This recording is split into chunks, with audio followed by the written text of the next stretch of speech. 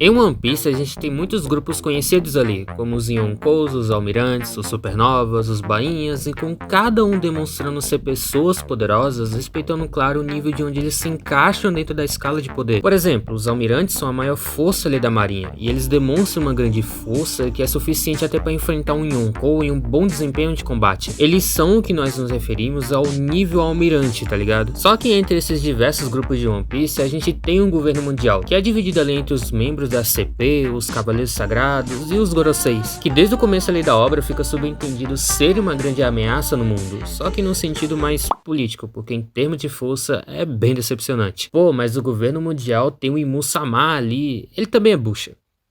Pois é, eu acho que isso pode ser um pouco polêmico, mas deixa eu explicar melhor. Oba, então, atualmente na história do mangá, o Oda começou a mostrar e destacar mais os membros do governo mundial, desde Egghead apresentando os Goroseis, dando uma menção aos Cavaleiros Sagrados, e agora em Elbaf no flashback mostrando um pouco mais também do Imu, até inserindo um novo sistema de poder próprio ali entre os membros do alto escalão que envolve coisas satânicas relacionadas ao próprio Imu. Eu confesso que as habilidades da galera do governo mundial são extremamente roubadas. Além da imortalidade e o ganho de força que eles têm quando faz o pacto com o Imu, o principal poder ali que tem maior destaque é de fato a regeneração, que chega até ser bem melhor que a regeneração dos usuários Zoan. Só que mesmo com tudo isso, nenhum deles se demonstraram serem fortes realmente. Se tu tirar a regeneração deles, eles perdem total relevância na escala de poder, não que eles tenham também. Os Goroseis mesmo, que foram os primeiros do governo a serem colocados em campo de batalha, foram totalmente decepcionantes. O Saturn mesmo em Egghead foi muito ridicularizado dentro da escala de poder de One Piece, porque seu desempenho em combate contra os personagens medianos e até os mais fracos da ilha foi uma merda. O cara já começa sendo socado pelo Kuma, que, detalhe, era um Kuma à beira da morte ali de tão danificado que ele tava, mas mesmo nessas condições já era o suficiente para fazer o Saturn ficar nesse estado aqui, e com certeza se não fosse a sua regeneração já teria sido derrotado ali mesmo pelo Kuma. Aí posteriormente ele não consegue passar de um chute comum do Sanji, tipo sem haki, sem chama, sem nada, foi só um chute comum mesmo. Não consegue passar do Chopper, o que piora ainda mais a reputação de Saturn.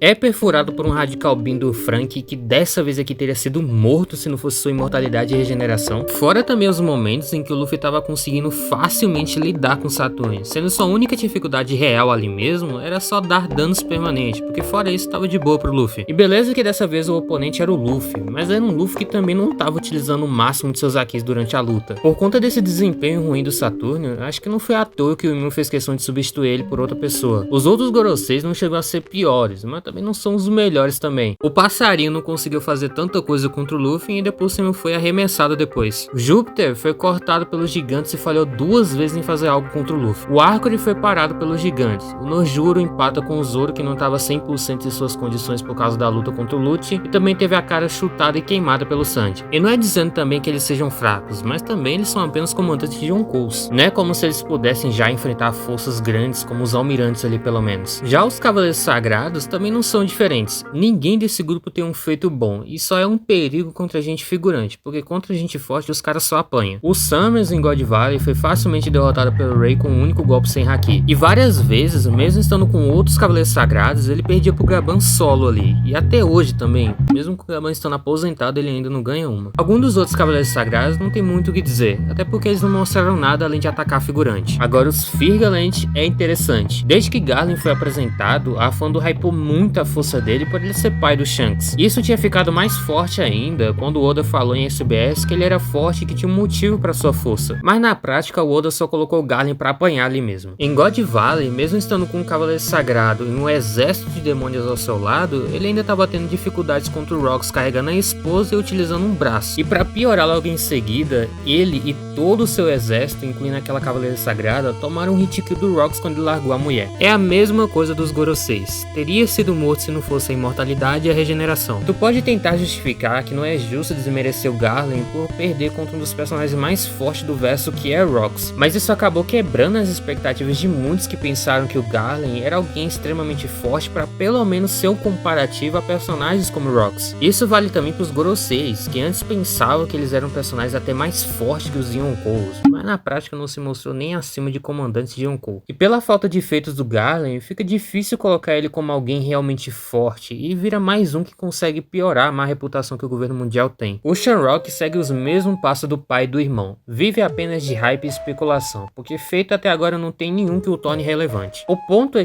que todos do governo mundial não se demonstraram ser realmente fortes como alguns piratas ou os almirantes, que demonstram feitos que dão uma melhor noção de suas capacidades para meios comparativos e também mais consistência para sua escala de poder dentro da obra. Por essa falta de feitos e de bons feitos, nem narrativa consegue colocá-los em alguma escala superior a algum personagem mediano de One Piece, se é que tem alguma narrativa para eles. Isso também vale a mesma coisa para o Imu. Assim como os outros, ele não se mostra ser forte por si só. As únicas coisas que o tornam ele uma ameaça e mais difícil de se enfrentar são suas habilidades de imortalidade e sua regeneração, que está em um nível mais alto entre os Cavaleiros Sagrados e os Goroseis. E foi isso, inclusive, que o salvou contra aquele ataque dos 6 principais de God Valley, porque é notável que cada um ali deles o feriu gravemente até não sobrar quase nada. Oh meu Deus! Oh meu Deus! Meu Deus do céu, não sobrou nada. E mesmo assim, eu ainda acho que isso foi forçação de roteiro do Oda para manter o Imu ali. Além dessas outras habilidades, o Imu também possui o Domínio Reverse, que faz com que ele possa controlar outras pessoas. E até então, não houve alguma demonstração de limites, já que ela tá funcionando até no Rocks e também no Harold. Só que todas essas habilidades não tornam o Imu por si só realmente forte, só torna ele poderoso e mais complicado por conta dessas habilidades. A prova disso é que um ataque do Imu direto no Rocks não fazia nem cócega no cara. Em comparação contra o Harold, seus ataques faziam o Rocks ficar extremamente machucado a ponto de que ele sangrava. Tu percebe que todo mundo do governo mundial literalmente só são relevantes por causa das suas habilidades e não por eles serem realmente fortes. Não é como se um personagem fosse enfrentá-los que eles iriam apanhar pra caralho ou ter alguma dificuldade em termos de força e combate. Pra quem não tem Haki do Rei, aí fica complicado, não dá pra fazer realmente nada contra eles. Agora pra quem tem, só basta apenas você revestir seus ataques de Haki do Rei que tá de boa. Mas devo admitir que no governo mundial teve só 3 personagens que se demonstraram ser bons em alguma coisa. O Lute, que lutou de igual para igual contra o Zoro, que usava Haki do Rei e até conseguia desarmá-lo por um momento na luta, além de conseguir clashar com o golpe de Haki do Luffy Gear 5 e até passar da defesa de Sentomaru. Pra alguém como o Lute, que tá abaixo dos Cavaleiros Sagrados e também dos Goroseis, tá se mostrando ser bem melhor em seus feitos e na sua escala de força do que eles. Teve o Harold, que já trabalhou pro governo mundial e chegou a se tornar um Cavaleiro Sagrado, porém bem antes dele entrar nesse grupo, ele já era alguém absurdo que enfrentava de igual o próprio Rocks, sendo o único do governo mundial a ser um top tier de verdade. E temos o Arcor também, que não é bem exatamente pelo seu nível de força ou algo do tipo, mas unicamente pela sua durabilidade, que é se destacar e não tem como ignorar. Fazer o Luffy 2 vezes e até no Gear 5 gritar de dor apenas por socar ele é surreal. Em durabilidade, o Arcor com toda certeza entra no top 1 pelo que foi demonstrado no mangá. Mas tirando esses 3 personagens, o governo mundial é com certeza um grupo totalmente fraco que só depende de regeneração e imortalidade para serem relevantes em alguma coisa. Se tu desse pro Katakuri a capacidade de revestir seus ataques de Haki do Rei, tava facilmente ganhando dos Cavaleiros Sagrados e dos Goroseis. Enfim, eu fico por aqui mesmo, e se você ficou até aqui, muito obrigado por isso, e por favor, por humildade, curte esse vídeo aqui e se inscreve, porque isso me incentiva demais a continuar postando por aqui. É isso aí, tamo junto, valeu, tchau e até!